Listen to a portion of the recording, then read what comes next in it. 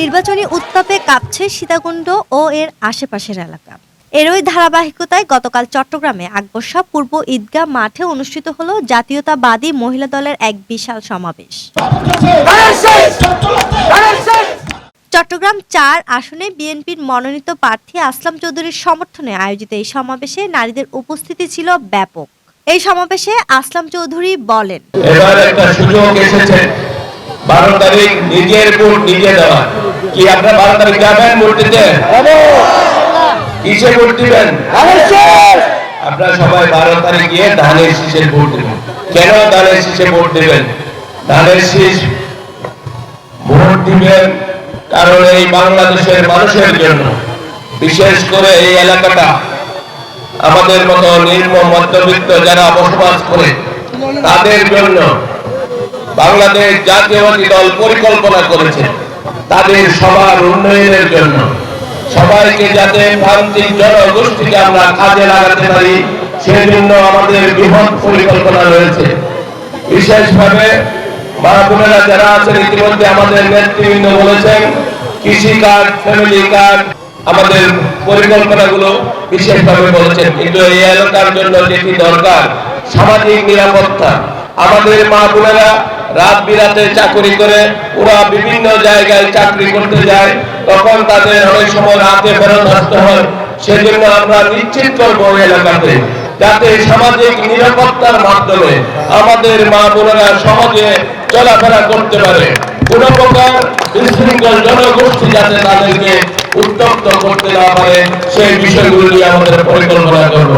বিভিন্ন এলাকাগুলো সহযোগিতা দেখব, আপনাদের সাথে পরিকল্পনা করে আপনাদের সাথে কথাবার্তা বলে কোন এলাকায় কিভাবে উন্নয়ন করতে হবে সচক্ষে দেখে গিয়ে আমরা ব্যবস্থা নেব ইনশাআল্লাহ। চট্টগ্রাম মহানগর ও আকবর শাহ থানা মহিলা দলের যৌথ উদ্যোগে আয়োজিত এই সমাবেশে স্থানীয় নারী নেত্রীরা সামনের সারিতে থেকে নেতৃত্ব দেন। দীর্ঘ ৯ বছর কারাভোগের পর আসলাম চৌধুরী কারামুক্তি এবং তার প্রার্থীতে ঘিরে তৃণমূলের নারী কর্মীদের মাঝে এক নতুন উদ্দীপনা দেখা দেয়। সমাবেশে উপস্থিত থাকা নারীরা বলেন, আসলাম চৌধুরী এই অঞ্চলের গণমানুষের আস্থার প্রতীক। নারীদের অধিকারটা নিয়ে কথা বলার জন্য একজন সংসদে একজন যোগ্য মানুষের প্রয়োজন।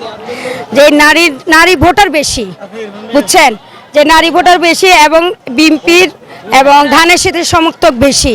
আমাদের নারীদের বিভিন্ন ধরনের সমস্যা থাকে। আমাদের ফ্যামিলি কার্ডগুলো যেমন তারেক রহমান ফ্যামিলি কার্ড হিসেবে নারীদের উন্নয়নের জন্য বিভিন্ন কার্যক্রম করেছেন, তারপরে উন্নয়ন শিক্ষা করেছেন। এগুলো যদি উন্নতি করতে হয় তাহলে আমাদের এই ধানের শীষের প্রতীক আনাটা আমাদের খুবই জরুরি। তাহলে আমাদের মহিলাদের আশা রাখি যে এই মহিলারা যে পিছিয়ে আছে সেটা সামনে যাওয়ার অনেকটা চান্স আছে। মহিলা দলের জনসভা মধ্যে আমাদের ২৫০০ মহিলা আমাদের এসেছে। তো তারা সবাই কিন্তু নেত্রী নয়, তারা আমাদের এলাকার কিছু সাধারণ মা বোনও এসেছে। বিএনপির সব সময় আমাদের মহিলা ভোটার বেশি হয়, ধানের শীষের ভোট দেওয়ার জন্য অস্থির হয়ে আছে। এখন আপনারা দেখতেছেন মানুষ কিভাবে এসেছে। তো এই জন্য যে আমাদের বেগম খালেদা জিয়া, আমাদের রাষ্ট্রপতি জিয়াউর রহমান আমাদের নারীদের জন্য অনেক উন্নয়নের প্রজেক্টগুলো করেছে এবং নিরক্ষরতা পূরণ করেন। আপনি শুনেছেন কিনা আমি জানি না, আমাদের প্রেসিডেন্ট জিয়াউর রহমান এটা সৃষ্টি করে গিয়েছিল যে কোনো নারী অশিক্ষিত থাকবে না। এই জন্যই আমাদের সকল মা বোনেরা বিএনপির জন্য বেশিরভাগ পাগল এবং বিএনপিকে সাপোর্ট করে ধানের শীষে ভোট দিবে। বেগম খালেদা জিয়া এবং ওনার নেতৃত্বে আমাদের মহিলা দলকে আমরা অনেক সামনের দিকে এগিয়ে গেছি। ইনশাল্লাহ আমরা সামনে আরও আগাবো। আর আমাদের নেত্রী আমাদের শিক্ষার হার অনেক আগে থেকে বের করছে, বাড়াই দিছে।